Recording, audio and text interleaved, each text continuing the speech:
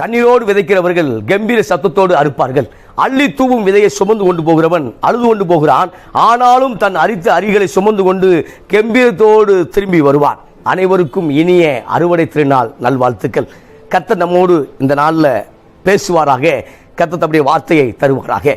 சங்கீத புத்தகம் 126 சங்கீதம் 5-6 வாசிக்கும் பொழுது கண்ணீரோடு விதைக்கிறவர்கள் என்று எழுதப்பட்டிருக்கிறது.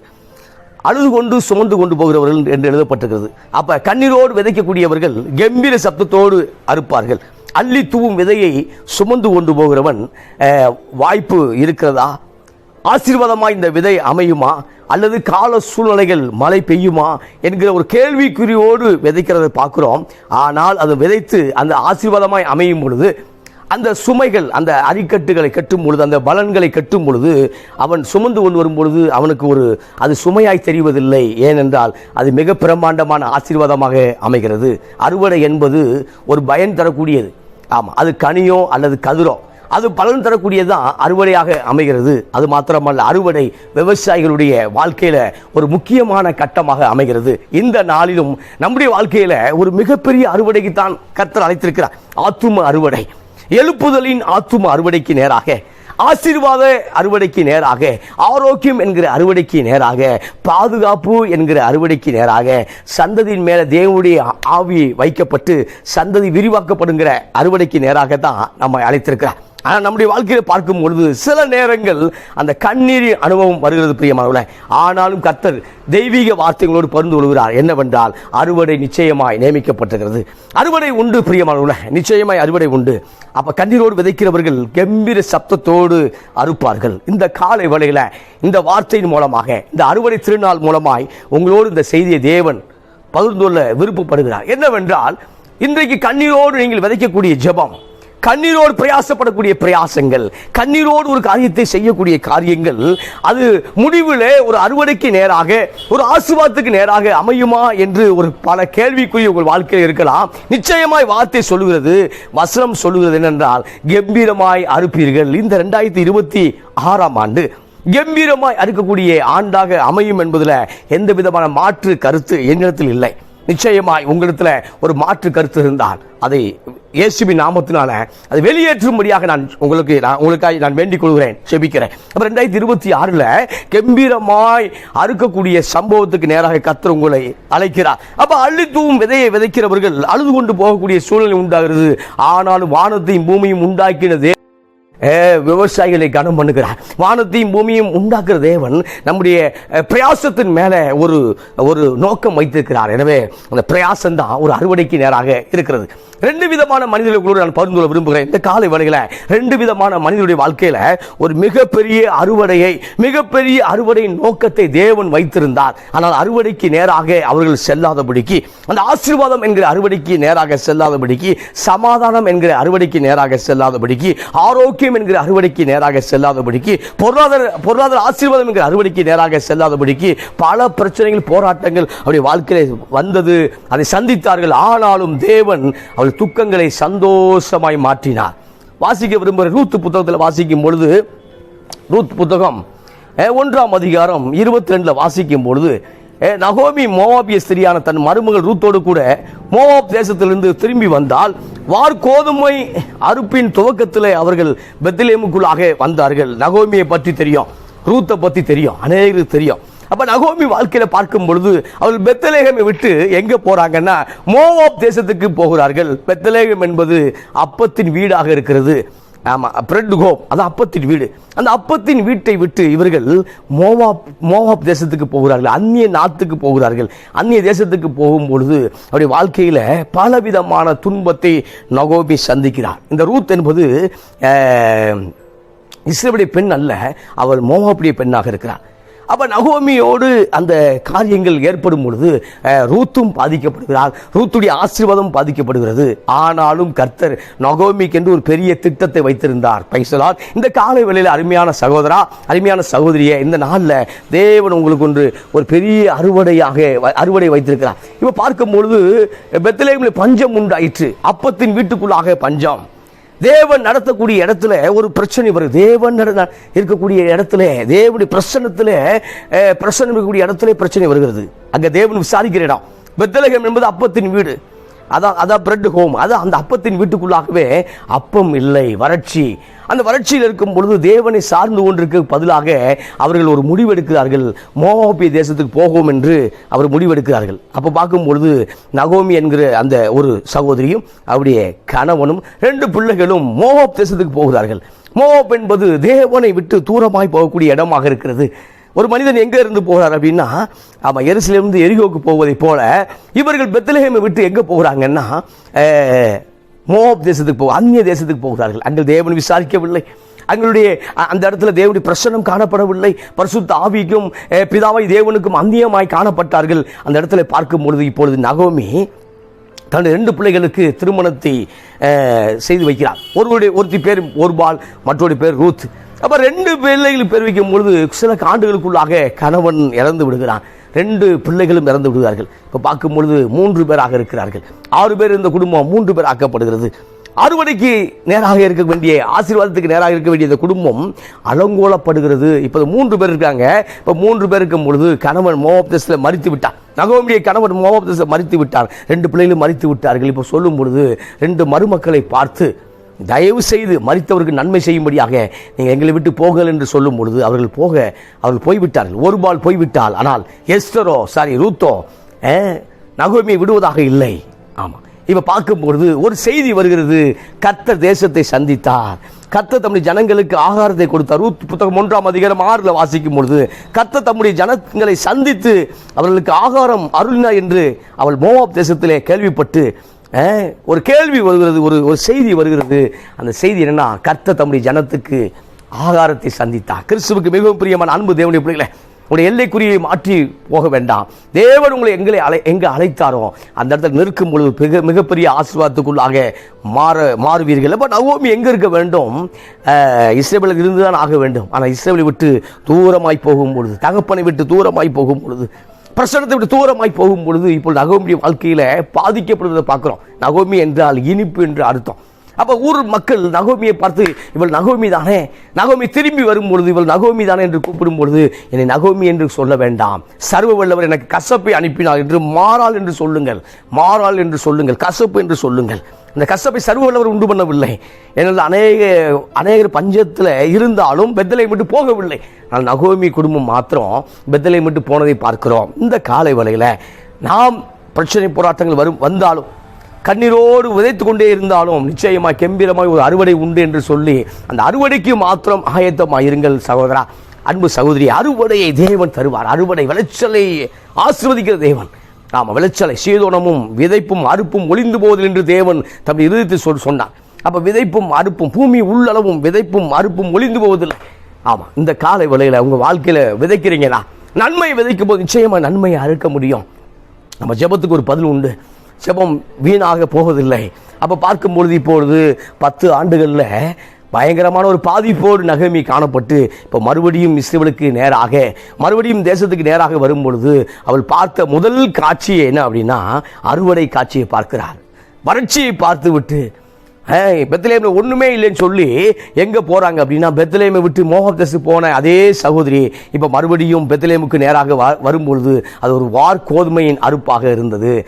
நகோமி மோவாபிய ஸ்திரியான தன் மருமகள் ரூத்தோடு கூட மோவாப் தேசத்திலிருந்து திரும்பி வந்தால், அது வார்கோதுமை அறுப்பின் துவக்கத்திலே அவர்கள் பெத்லகேமுக்குள் வந்தார்கள். முதல் அறுப்புக்கு நேராக, முதல் ஆசீர்வாதத்துக்கு நேராக. அப்பதான் அந்த வார்கோதுமை அறுப்பு ஆரம்பிக்கிறது. அவர்கள் அதிகமாய் வார்கோதுமை தான் பயிரிட்டார்கள். அப்போ வார்கோதுமைக்கு நேராக, ஆமா, பஸ்கா பண்டிகை வரும்பொழுது, பெந்தேகோஸ்ங்கிற பண்டிகை வரும்பொழுது இந்த மாதிரி கோதுமை அறுவடை செய்து கொண்டிருந்தார்கள். பஸ்கா பண்டிகை வரும்பொழுது பார்லி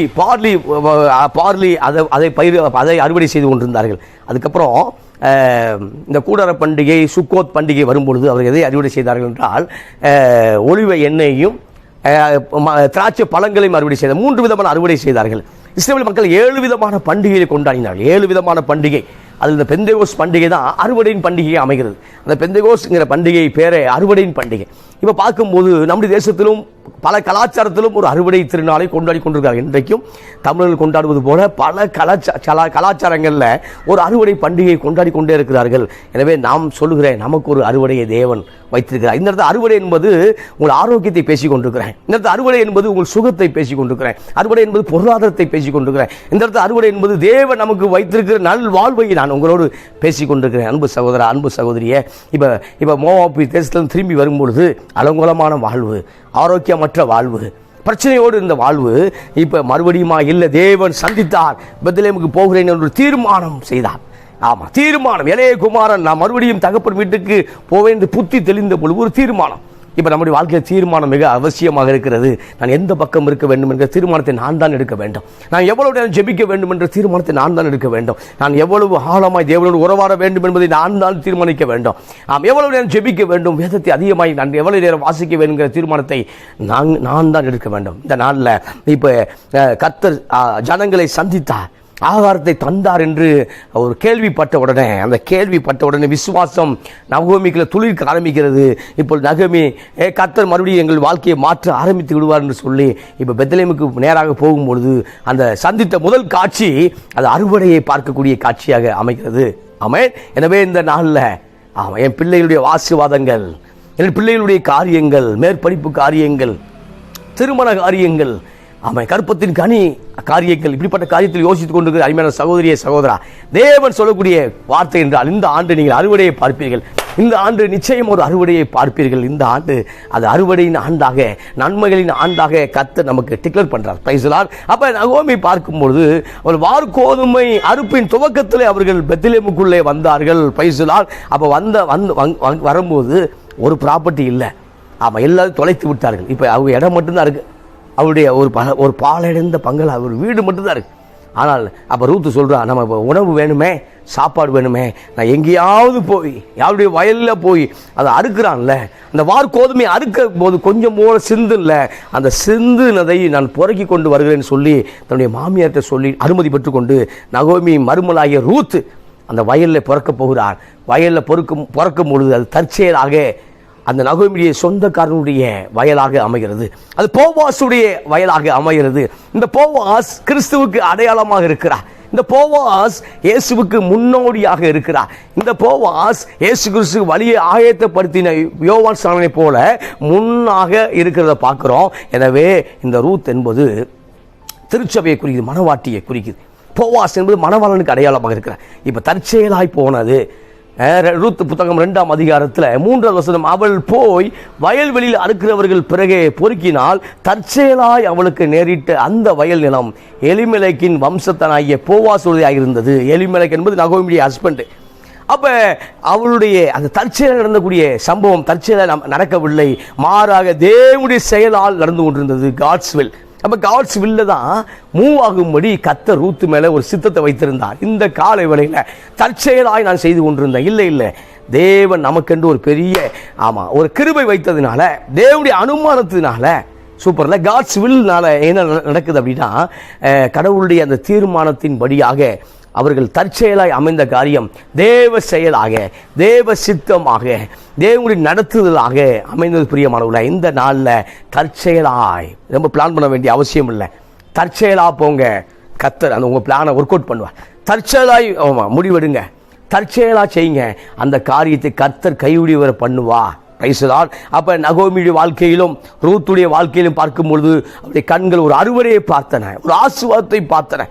இதை விதைக்கிறத பார்க்கல, வாடி போன வயலை பார்க்கல, அல்லது பெரும் மழையினால மூழ்கி போன அந்த பயிர்களை பார்க்கவில்லை. மாறாக முழு அறுவடைக்கு தயாரான, பயன் தரக்கூடிய விவசாயிகளுடைய முக்கிய கட்டமான அந்த அறுவடைக்கு ஆசீர்வாதத்துக்கு நேராக பலன் தரக்கூடிய காட்சிகளை அவர்கள் கண்கள் கண்டன. அந்த காரியங்கள் போவாசுடைய வயலாக இருந்தது. எனவே போவாஸ் சொல்லும் பொழுது, மகளே நீ வேறு இடத்துக்கு போக வேண்டாம், இந்த காலை வேளையில வேறு இடத்துக்கு போக வேண்டாம். பிரச்சனை போராட்டம் வந்தபோது தேவ சமூகத்தை விட்டு அநேகர் ஓடுறதை பார்க்கிறோம். மனிதர்களை அதிகமாக டிபெண்ட் பண்றதை பார்க்கிறோம். இந்த காலை வேளையில தேவனை சார்ந்து கொள்ளும்படி கர்த்தர் அழைக்கிறார். இந்த கர்த்தரை சார்ந்து கொள்கிறவன் அவன் எப்படி இருக்கான்னா, நீர் நிலைகளில் வாய்க்கால் ஓரத்தில் தன்னுடைய வேர்களை விடுகிறதுமான மரத்தை போல இருக்கிறான். எரேமியால வாசிக்கிறோம். அப்போ கர்த்தரை நம்பாமல், கர்த்தரை நம்பாமல் மனசை நம்பக்கூடிய வாழ்க்கையை மோசமாகிறது. பிரியமானவர்கள, கர்த்தரை நம்பும் பொழுது கர்த்தர் மனிதர் மூலமாக கிரியை செய்கிறார், அது மாற்று கருத்து இல்லை. ஆனால் நாம் நம்ப வேண்டியது கர்த்தரை, வானத்தை பூமி உண்டாக்கின கர்த்தரை நம்ப வேண்டும். இப்போ நகோமி கர்த்தரை நம்ப வேண்டும் என்று தீர்மானித்தார். பெத்லெஹேமுக்கு போகும்போது வாழ்க்கை மாறும் என்று தீர்மானித்தார். அதே பார்க்கிறோம். ரூத் சொல்லக்கூடிய வார்த்தை விசுவாசமான அறிக்கையாக இருந்தது. அப்போ ஓர்பால் இன்னொரு மருமகள் நகோமியை விட்டு போய்விட்டால், ரூத்துடைய முடிவோ இனி நீ மரணம் அடையும் மட்டும் உன்னை விட்டு நான் பிரிய மாட்டேன். அதில் பார்க்கும் பொழுது நீ தங்கும் இடத்துல நான் தங்குவேன், உம்முடைய ஜனம் என்னுடைய ஜனம், உம்முடைய தேவன் என்னுடைய தேவன். நான் உம்மை பின்பற்றாமல் உம்மை விட்டு திரும்பி போவதை குறித்து என்னோடு பேச வேண்டாம் அப்படின்னு சொல்லி உறுதியாக சொல்லும் பொழுது, அதில் பார்க்கும்போது நகோமி பார்க்குறா, உறுதியாக இருக்கிற பார்க்க மன உறுதியாக இருந்து கொண்டு, மனம் உறுதியாக இருந்து கொண்டு நகோமியை பின்பற்றிய ரூத். அப்போ ரூத்துக்கு ஒரு ஆசீர்வாதம் என்னன்னா, அது மோவாபிய பெண். அப்போ போவாசை மறுபடியும் அந்த வயலில் பொறுக்கணும் வேலைக்காரியாக போனான், ஒரு அடிமை போல போனான்.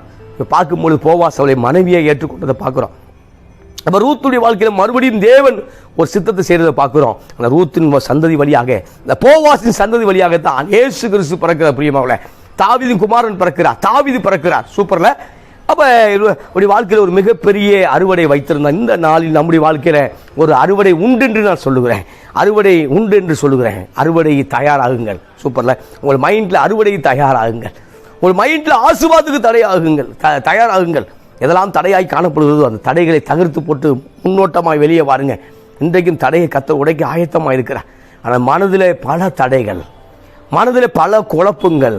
எனவே அறுவடைக்கு சகோதரியே தயாராகுங்கள். இன்னொரு வசனத்தை உங்களோடு நான் வாசிக்க விரும்புகிறேன்.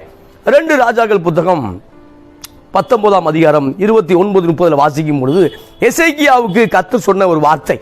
எசேக்கியா ராஜாவுடைய வாழ்க்கையில் பார்க்கும் பொழுது அசிரியாவுடைய படையெடுப்பு, சனகரிப்பின் படையெடுப்பு, ரப்சாக்கேனுடைய தவறான காரியங்கள். ரப்சாக்கே என்பது சனகரிப்புடைய படை தளபதி. அப்போ சனகரிப்பு என்பது பெரிய ராஜாக்கள். இன்றைக்கு இருக்கக்கூடிய ஈரான், அந்த ஈராக்கு தேசங்கள். அப்போ இன்றைக்கு இருக்கக்கூடிய அந்த மிடில் ஈஸ்டில் இருக்கக்கூடியவன் பெரிய தேசங்கள். அந்த நாட்கள் இருக்கக்கூடிய இப்போ இருக்கக்கூடிய அந்த சுற்றி இருக்கக்கூடிய அந்த 20 அரபு கண்ட்ரிகளை போல அந்த மிடில் ஆசியாவே ஆளக்கூடிய சூழ்நிலை. பாபிலோனுக்கு முன்னாக இருக்கக்கூடிய ராஜ்யம், பேரரசு, அதான் அசிரியா. அதுக்கப்புறம் பாபிலோனியர்கள், அதுக்கப்புறம் மேதிய பெர்சியர்கள், அதுக்கப்புறம் கிரேக்கர்கள், அதுக்கப்புறம் ரோமர்கள், இப்படி வர்றதை பார்க்குறோம். இப்போ முதல்லாம் எகிப்துக்கு அப்புறம் வந்த அந்த அசிரியர்கள் பெரிய ரூலிங் பார்ட்டியாக இருக்கும் பொழுது இஸ்ரவேல் மேலே ஒரு படையெடுப்பு. அப்போ மற்ற சுற்றி எல்லா தேசத்தையும் பிடிச்சிட்டான். இப்போ எசேக்கியா ஆளக்கூடிய அந்த யூத தேசத்தை பிடிக்கிறத பார்க்குறோம். அதற்கு முன்பாகவே சமாரியா விழுந்து போச்சு. அதுக்கு முன்பாக இஸ்ரவேல் என்னப்பட்ட அந்த 10 கோத்திரங்கள் நாட்டை விட்டு போயிடுச்சு. அந்த 10 கோத்திரம் சிறைப்படுத்தி கொண்டு போய்விட்டார். இப்போ 2 கோத்திரம் தான், யூதா, பெஞ்சமின், 2 கோத்திரங்களுக்கு தான் ராஜாவாக இருக்கிற எசேக்கியா வாழ்க்கையில் பார்க்கும் பொழுது சனகரிப்பின் படையெடுப்பு. அறுவடை அல்ல, அழிப்புக்கு நேராக பிசாசின் தீர்மானம், திட்டங்கள். ஆனால் கர்த்தருடைய ஆவியானவர் எசேக்கியா ராஜாவுக்கு ஆதரவாக அவர் இருந்ததை பார்க்கிறோம். அப்ப எசேக்கியா ராஜாவுக்கு ஒரு பெரிய ஒரு ஆசீர்வாதத்தை தேவன் வைத்திருந்தார். இந்த காலை வேளையில எசேக்கியா பல சூழ்நிலையும் தேவனை விட்டு பின்வாங்க போகவில்லை. பல சூழ்நிலையும் தேவனை சார்ந்து கொண்டு வாழ்ந்ததை பார்க்கிறோம். எதிரியுடைய மிரட்டலான கடிதங்கள், எதிரியுடைய காரியங்கள் எல்லாவற்றிலும் தேவனை சார்ந்து கொண்டு வாழ்ந்த எசேக்கியா ராஜா. ஆமென் சொல்லுங்களேன். ஆமென். அப்ப 2 ராஜாக்களை பார்க்கும்பொழுது 2 ராஜாக்கள் 18ஆம் அதிகாரத்தில் பார்க்கும்பொழுது சனகரிப்பு ராஜா இஸ்ரவேல் மேல படையெடுக்கிறார். படையெடுத்த பின்பு என்னை விட்டு போயிரு, உனக்கு நான் தர வேண்டிய தர்றேன்னு சொல்லும் பொழுது பல தாளந்துகள் வெள்ளி பொண்ணை வாங்கிட்டு போயிட்டான். ஆனால் 18ஆம் அதிகாரம் முடிவதற்குள்ளாக மறுபடியும் ஒரு மிரட்டல் உண்டாகிறது. நீங்கள் அடிமையாக வேண்டும் என்று சொல்லி மற்ற தேசங்களுடைய தேவர்களை கர்த்தர்களோடு ஒப்புக் கொடுத்தார். அவங்களாம் அக்கினி சுற்றித்தோம். அதே போல் இஸ்ரவேலின் தேவனாய் கர்த்தரையும் நாங்கள் இஸ்ரவேலின் தேவாலயத்தை விடிப்போம் என்று சொல்லும் பொழுது எசேக்கியா வருத்தப்படுகிறார், கலங்குகிறார், பயப்பட்டு ஜெபிக்கும் பொழுது தேவன் சொன்ன ஒரு அற்புதமான ஒரு வார்த்தை 2 ராஜாக்கள் 19ஆம் அதிகாரம் 29 உனக்கு அடையாளமாக இருப்பது என்னவென்றால் இந்த வருஷத்துல தப்பி பயிராகிறதையும் 2ஆம் வருஷத்திலே தானாய் விளைகிறதையும் சாப்பிடுவீர்கள், 3ஆம் வருஷத்துல விதைத்து அறுத்து திராட்சை தோட்டங்களை நாட்டி அவன் கனிகளை புசிப்பீர்கள். யூதா வம்சத்தாரில் தப்பி மீந்திருக்கிறவர்கள் மறுபடியும் கீழே வேறுபற்றி மேலே கனி கொடுப்பார்கள். பைசலால் கர்த்தர் தந்த வார்த்தைக்காய் கர்த்தருக்கு ஸ்தோத்திரம் உண்டாவதாக. அப்ப எசேக்கியா ஒரு அடையாளம். அடையாளம் என்பதே கன்ஃபார்மேஷன் தான். கன்ஃபார்ம் இந்த ஓடிபி மாதிரி தான். அடையாளம் என்பதே ஒரு ஓடிபி. அடையாளம் என்பதே ஒரு ஆசீர்வாதத்துடைய அடையாளம், அதான் முன்னோட்டம். ஆமாம், இப்போ அடையாளம் பைபிள் அநேக அடையாளமும் இருக்குது. ஆமாம், இதோ ஒரு கன்னியை கற்பவதியை குமாரனை பெறுவார், ஒரு அடையாளம். பலவிதமான அடையாளத்தை பைபிளில் தர்றார். கிதியோனுடைய வாழ்க்கையில் பலவிதமான அடையாளம். பூமி நனைந்திருக்கிறது, ஆனால் தோல் நனையவில்லை. தோல் நனைகிறது, பூமி நனையவில்லை. பலவிதமான அடையாளத்தோடு கர்த்தர் அடையாளத்தை கேட்கும்போது தர்றார். ஆனால் அடையாளத்தை ஒவ்வொரு நாளும் கேட்டுக்கொண்டு தேவனை பரீட்சை பார்ப்பது நல்லதல்ல. இங்கே ஆண்டவர் எசேக்கியாவுக்கு ஒரு வார்த்தை சொல்லுகிறார். ஏனென்றால் இந்த இடத்துல அடையாளம் கொடுத்தாலுமே நம்ப முடியாத சூழ்நிலை. அடையாளத்தை சொன்னாலுமே நம்ப வாய்ப்பு இல்லாத சூழ்நிலை. ஆனாலும் எசேக்கியாவுக்கு சொன்ன ஒரு வார்த்தை, எசேக்கியா உனக்கு ஒரு அறுவடை உண்டு. இந்த காலை வேளையில் சகோதரா உனக்கு அறுவடை உண்டு, சகோதரியே உனக்கு ஒரு அறுவடை உண்டு. அப்போ சொல்லும்பொழுது உனக்கு அடையாளமாக இருப்பது என்னவென்றால், இந்த வருஷத்தில் தப்பி பகிராகிறதையும் ஏற்கனவே விவசாயம் பார்த்துருப்பான். அப்போ தப்பி பகிராதே சாப்பிடுவீங்க, தப்பி பயிராவதை சாப்பிடுவீங்க. அதுக்கு அடுத்த வருஷம் தானாய் விளைந்து சாப்பிடுவீர்கள்.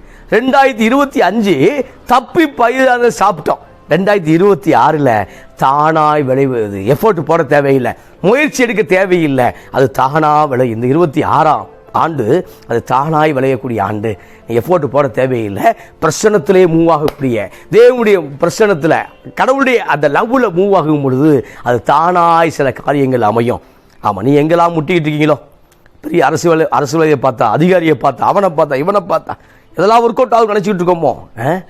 இந்த ஆண்டு தேவனை மாத்திரம் பார்த்தா, சாமியை மட்டும் பார்த்தா, தெய்வத்தை மட்டும் பார்த்தா, தெய்வத்துடைய வார்த்தையை மட்டும் நம்புனா இந்த இடத்துல தானாக இந்த ஆண்டு 2026ஆம் ஆண்டுல தானாக தேவன் வேலை செய்யக்கூடிய ஆண்டாக அமையும் என்று தேவன் சொல்லுகிறார். 2027 3ஆம் வருஷத்தில் விதைத்து அறுத்து திராட்சை தோட்டங்களை நாட்டி அவன் கனிகளை புசிப்பீர்கள். 3ஆம் வருஷம் 2027. ஆமாம், எவ்வளவு விதைக்கணும் என்கிறத நீ தான் முடிவு பண்ணணும். எவ்வளவு ஏக்கர் விதைக்க வேண்டும் என்கிறத நீ தான் முடிவு பண்ணணும். என்ன விதைக்கிறங்கிறத நீ தான் முடிவு பண்ணணும். சூப்பர்ல. அப்போ நான் திராட்சையை விதைக்க போகிறேன் என்பதை நான் தான் முடிவு பண்ணணும்.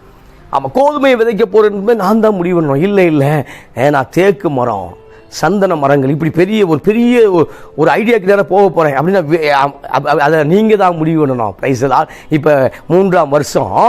ஆமாம், நீங்கள் விதைப்பீர்கள். ஆமாம், நீங்கள் என்ன விதைக்கிறீங்கிறத நீ ஐடியா பண்ணு.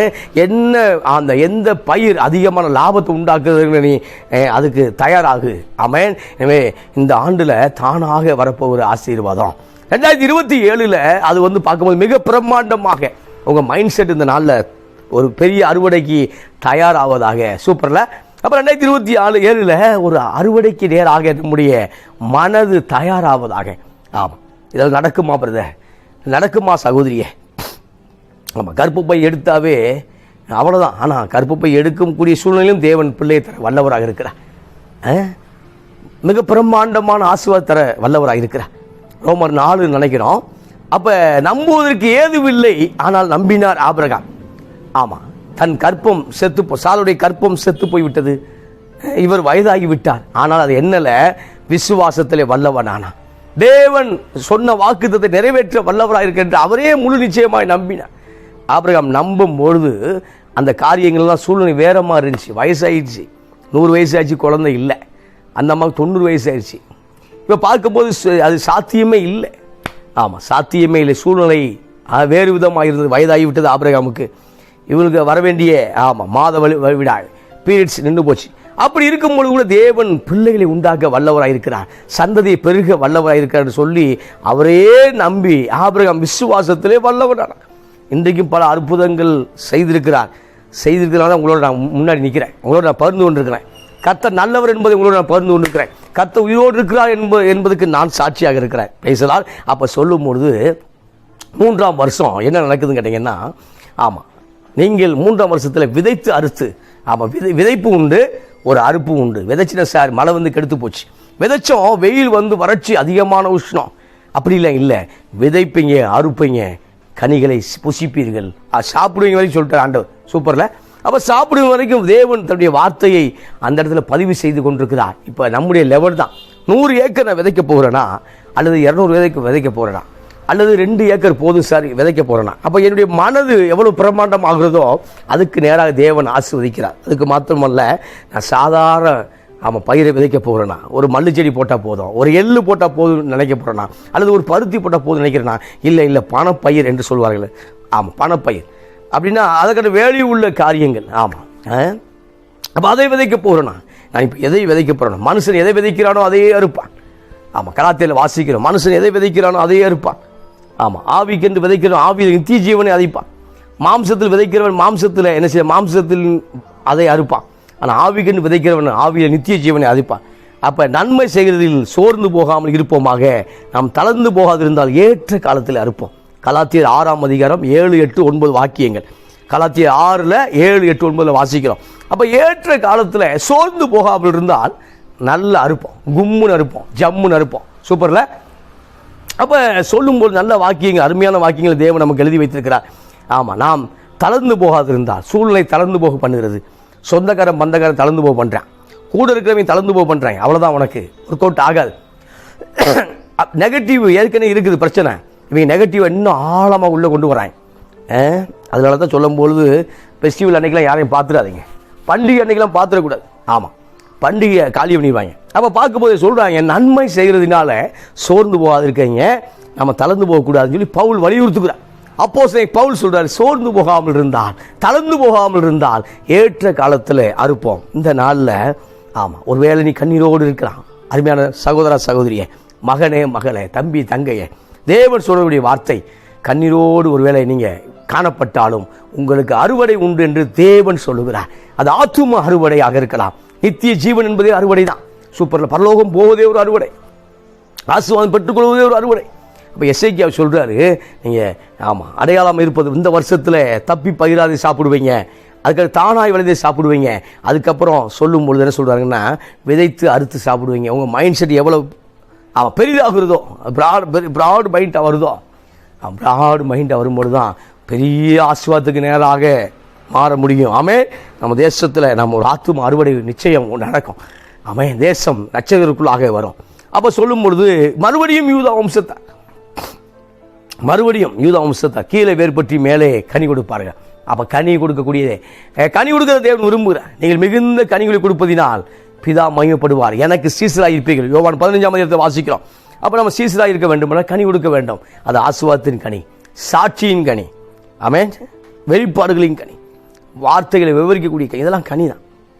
அப்போ ஆண்டவர் சொல்கிறார், மறுபடியும் நிறைவு செய்ய விரும்பும் 2 ராஜாக்கள் புத்தகம் 20ஆம் அதிகாரம் 30 சொல்லும் பொழுது, ஆகையால் கர்த்தர் அசிரிய ராஜா அவை குறித்து, அவன் இந்த நகரத்துக்குள் பிரவேசிப்பதில்லை, இதன் மேல் அம்பு எய்வதில்லை, இதற்கு முன் கேடகத்தோடு வருவதும் இல்லை, இதற்கு எதிராக கொத்தளம் போடுவதில்லை, அவன் இந்த நகரத்துக்குள் பிரவேசியாமல் தன் வந்த வழியே திரும்பி போவான். ஏனென்றால் என் தாசனாகிய தாவீது நிமித்தமும் நான் இந்த நகரத்துக்கு ரட்சிக்கும்படி இதற்கு ஆதரவாயிருப்பேன். என் நிமித்தம், என் தாசனாகிய தாவீது நிமித்தம். 2 காரியம் சொல்கிறேன். எனக்காக, என்னுடைய தாசனாகிய தாவீதுக்காக, 2 காரியத்துக்காக, 2 இதுக்காக நான் என்ன செய்கிறேன்னா, இதை செய்ய போகிறேன். அவை எருசலேமுக்குள்ளே வரமாட்டாயா, கன்ஃபார்ம் பண்ணுறேன். அதே மாதிரி தான் சுற்றி எல்லா ராஜ்யங்களும் விழுந்து போன, எல்லா ராஜ்யங்களும் அசிரியாவர்களால் பிடிக்கப்பட்டார்கள். எல்லா ராஜ்யத்தை ஆராதித்த கடவுளையும் இவங்க என்ன பண்ணாங்கன்னா எரிச்சாங்க, சிலைகளை எரித்தார்கள், துன்பப்படுத்தினாங்க. அதனால தான் நினிவேக்கு நான் போக மாட்டேன்னு சொன்னார். அப்போ நினிவே அசிரியாவுடைய தலைநகரம் தான் நினிவே. அப்போ நினிவேக்கு நான் போக மாட்டேன் என்று யோனா சொன்னார். ஏன்னா அவங்க கொடும் பாவிகள், அவளை அச்சுறுத்தியவர்கள், சமாரியாவை அழித்தவர்கள், சுற்றிக்கூடிய மக்களை இரக்கம் இல்லாமல் கொலை செய்தவர்கள். அப்போ அசிரியர்களுக்கு பிடித்த பழக்கமே கற்பஸ்திரியை கொலை பண்ணுறது அவங்களுக்கு பிடிச்ச பழக்கமே. அப்போ கற்பமாக இருக்கக்கூடிய பெண்களை கத்தியை வச்சு கொள்வது அது மிக விருப்பமாக இருந்தது. அப்போ மோசமானவர்களாக இருந்தார்கள். அதனால தான் நினிவே ரட்சிக்கக்கூடாது என்பதில் தீர்மானமாக இருந்தார். ஆனாலும் தேவன் வலதுகையும் இடதுகையும் அவர் வித்தியாசம் தெரியாத 120,000 மேலே நான் அனுபவப்பட்டேன் என்று சொன்னார். ஆண்டவர் எல்லாரும் மேலும் அனுபவமாக இருக்கிறார். நாம் தீங்கு செய்தவர்களை நாம் இன்றைக்கு மன்னிக்காமல் இருக்கிறோம், ஆனால் அவர்கள் மேலும் ஒரு ரட்சிப்பை வைத்திருக்கிறார் என்று நான் உங்களுக்கு சொல்ல விரும்புகிறேன்.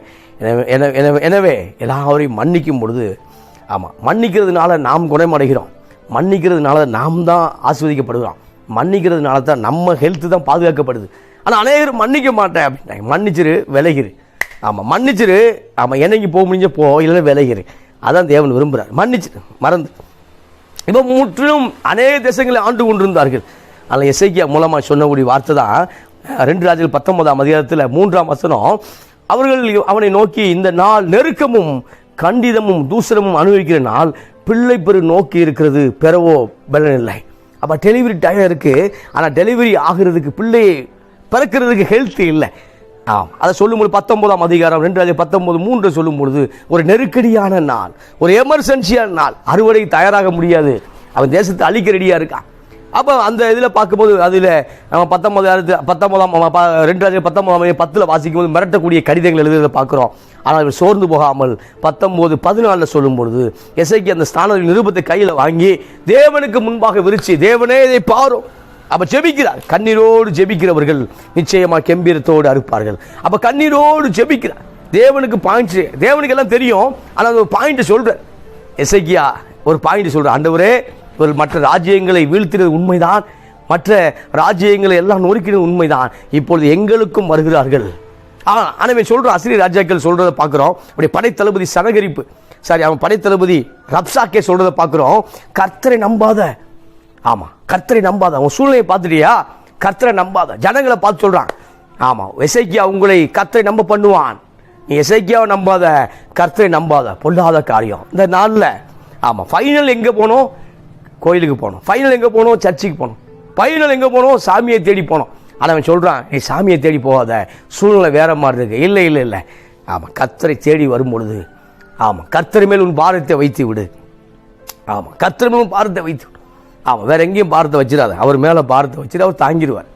சிலுவையை தாங்கினவர் உன்னுடைய பாரத்தையும் தாங்க அவர் ஆயத்தம் உள்ளவராக இருக்கிறார். பிரைஸ். சிலுவையில் பல குற்றச்சாட்டுகளை தாங்கினவர், நமக்காக அடிக்கப்பட்டவர், காயங்கள் ஏற்படுத்தப்பட்டவர், ஆமாம் தேவனுடைய குமாரன் என்னப்பட்டவர், அவர் நமக்காக மனுஷகுமாரனாய் வந்தார். வானத்தையும் உண்டாக்கினவர், இறைமகனாய் இயேசு. அப்போ எல்லாவற்றையும் விட்டு நமக்காக வந்தவர், ஆமாம் எல்லாவற்றையும் நமக்காக விட்டு வந்துட்டார்.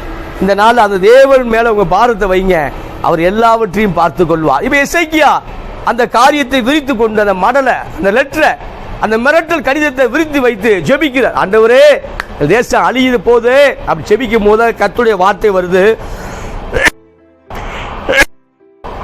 உனக்கு அடையாளம், ஆமாம் உனக்கு அடையாளம், நீ மிகப்பெரிய அறுவடை தயாராகிக்க அப்படின்னு ஒரு ஆசீர்வாதமான வார்த்தை வருது. பிரியமான இந்த நாளில் அவன் மிகப்பெரிய அறுவடைக்கு தயாராகுங்கள். இந்த ஆண்டு மிகப்பெரிய அறுவடைக்கு, அடுத்த ஆண்டு இதை விட மிகப்பெரிய அறுவடைக்கு தயாராகிருங்கள். கர்த்தர் உங்களை ஆசீர்வதிப்பாராக. ஆமாம் இந்த காரியம் ஒரு கொட்டாகுமா, அந்த காரியம் ஒரு கொட்டாகுமா, குழப்ப வேண்டாம். ஆமாம் தேவ சமூகத்தில் வைங்க, தேவ நேர்வழியாக உங்களை நடத்துவார். இங்கே போகலாமா, அங்கே போகலாமா, ஆமாம் திருமண காரியத்தில் இந்த பெண் அந்த பெண், அந்த ஆனா இந்த ஆனா, குழப்பமே வேண்டாம். தேவ சமூகத்தில் வைங்க, எல்லா காரியத்துக்கு தேவ நேர்த்தியாய் கொண்டு போய் சேர்ப்பார். அப்போ சொல்லும் பொழுது அசிரிய ராஜா இதுக்கு இந்த நகரத்தில் பிரவேசிப்பதில் உள்ள வரமாட்டான், அம்பு எய்ய மாட்டான், கொத்தளம் போட மாட்டான், ஒன்றும் செய்ய மாட்டான், வந்தவள்ளே திரும்பி போயிடுவேன். ஏன்னா என் நிமித்தம் தாசனாய் தாவீது நிமித்தம் சொல்லி கன்ஃபார்ம் பண்ணுறாரு. அன்று ராத்திரியிலே சம்பவித்தது என்னவென்றால், கர்த்தருடைய தூதன் புறப்பட்டு அசிரியாவின் பாளையத்தில், ஆமாம் பாளையத்தில் 180,000 பேரை சங்கரித்தான். அதிகாலமே எழுந்திருக்கும் போது இதோ அவர்கள் எல்லாரும் செத்த பிரேதங்களாய் கிடந்தார்கள். அப்போ 180,000 பேரை ஒரு தூதன் போட்டுட்டான். ஆமாம் இதை இன்றைக்கும் கூகுளில் ரெக்கார்டு பார்க்கலாம். இன்றைக்கி சனகரிப்புடைய லைஃப் அடித்து பார்க்கும் பொழுது அந்த வரலாற்றை இன்றைக்கும் பதிவு செய்கிறத பார்க்குறோம். அந்த 180,000 பேரை எல்லாத்தையும் பட்டயத்தை வச்சு குத்தி கொள்ளலை, சங்கரித்தான் போட்டிருக்கு. ஏன்னா அவங்களுக்கு வந்து பார்க்கும்போது 180,000 பேருமே அட்டாக்கில் இறந்து போயிட்டான். ஆமாம் பிளட்டு, ஆமாம் ஹார்ட்டுக்கு தேவையான, இருதயத்துக்கு தேவையான பிளட்டு போகலை, இறந்து போயிட்டான். அப்போ செத்த பிரேதங்களாக கிடந்தாங்க. இப்போ எத்தனை பேர்னா 2 லட்சத்துக்கு 2 லட்சம் பேருக்கு 20,000 பேர் கம்மி. 180,000 பேர் ஆமாம் யுத்தம் பண்ண வந்தவர்கள். ஆமாம் ஒரு 50,000 பேர் 1 லட்சம் பேர் போதும். ஆமாம் முழு எருசலேமை எல்லாத்தையும் காலி பண்ணுறதுக்கு. ஆனால் 2 லட்சம் பேர் வந்திருக்கிறார்கள், 2 லட்சம் பேரும் செத்து போனார்கள். தேவனுக்கு விரோதமாக பேசின சனகரிப்பு மிக பிரமாண்ட பேரரசு ராஜா, பெரிய பேரரசு. ஆனால் கடைசி பார்க்கும்போது அவன் சாமி விடும் போது அவனை கோவிலுக்கு வச்சு அவன் பிள்ளையை கொண்டுட்டான். அதுக்கப்புறம் இன்னொருத்தர் வந்து எசரோன் என்று வந்து அவனுடைய ஸ்தானத்தில் அரசாடுறதை பார்க்குறோம். அந்த காலங்களில் அசிரிய ராஜ்யம் முடிவடைது பிரியமானவர்களே. ஆமாம் ஆண்டவரை எதிர்க்கும் பொழுது, தேவனுடைய பிள்ளைகளை எதிர்க்கும் பொழுது, தேவனுடைய பிள்ளையுடைய ஆசீர்வாதம்ங்கிற அறுவடையை காலி செய்யுங்கிற பல காரியங்கள் வரும் பொழுது அவருடைய காரியங்கள் முற்று பெறுகிறது. Praise the Lord. எனவே ஆமாம் அநேகருக்கு நீங்கள் தான் தீர்வு. Praise the Lord. எனவே தீர்மானமாக இருங்க. எங்கே போகணுன்னா பெத்லெகேம் போக வேண்டும் என்று, பெத்லெகேம் போக வேண்டும் என்று தீர்மானித்தால் யார்? நகோமி. இப்போ அவள் தான் மற்றவங்களுக்கு ஒரு தீர்வு ஆயிட்டா. Praise the Lord. தீர்மானம் ஒரு தீர்வை கொண்டு வருது. சூப்பர்ல. அப்போ தீர்மானத்தை நான் தான் எடுக்கணும். எடுக்கும்போது அநேகருக்கு நான் ஒரு தீர்வாக மாறுறேன். இப்போ நகோமி பார்க்கும் பொழுது ஒரு தீர்மானத்தை எடுக்கிறாங்க. பெத்லகேமுக்கு போக வேண்டும் என்கிற தீர்மானம். அந்த தீர்மானம் எதை கொண்டு வருதுன்னா போவாஸை கொண்டு வருது, ஒரு தீர்வை கொண்டு வருது. போவாஸ் மூலமாக இயேசு கிறிஸ்து பிறக்கிறாரு. முழு உலகத்துக்கு ஒரு தீர்வு வருது, முழு உலகத்துக்கு ஒரு நம்பிக்கை உண்டாகுது, முழு உலகத்துக்கு ஒரு அறுவடை உண்டாகுது. எனவே சில தீர்மானத்தை இந்த ஆண்டு எடுங்க. அதிகமாக தேவனோடு உறவாடுவேன், செபிப்பேன், வேதத்தை வாசிப்பேன். பல தீர்மானத்தை எடுங்க. அந்த தீர்மானம் உங்களை வாழ வைக்கும். அந்த தீர்மானம் ஆசீர்வாதமான தீர்வுக்குள்ளாக உங்களை கொண்டு செல்லும். எனவே நான் நிறைவு செய்ய விரும்புகிறேன். மிகப்பெரிய அறுவடைக்கு தயாராகுங்கள். மிகப்பெரிய ஆசீர்வாதத்துக்கு நேராக தயாராகுங்கள். ஆமாம், நீங்கள் ஆசீர்வதிக்கப்படுற நோக்கம் என்ன? அநேகர் ஆசீர்வதிக்கப்படுவது தான். நீங்கள் நல்லா இருக்கிறதுக்கு நோக்கம் என்னென்னா அநேகரை வாழ வைப்பது தான் காட்ஸ் வில். அதான் விருப்பம். அநேகருக்கு நீங்கள் ஆசீர்வாதமாக இருக்கிறதா தேவன் விருப்பம். அதுக்கு தான் நீங்கள் ஆசீர்வதிக்கப்படணும். கர்த்தர் உங்களை ஆசீர்வதிப்பாராக, கர்த்தர் உங்களோடு இருப்பாராக. எனவே அடையாளத்தை கொடுக்கிறார், அறுவடையும் கொடுப்பார்.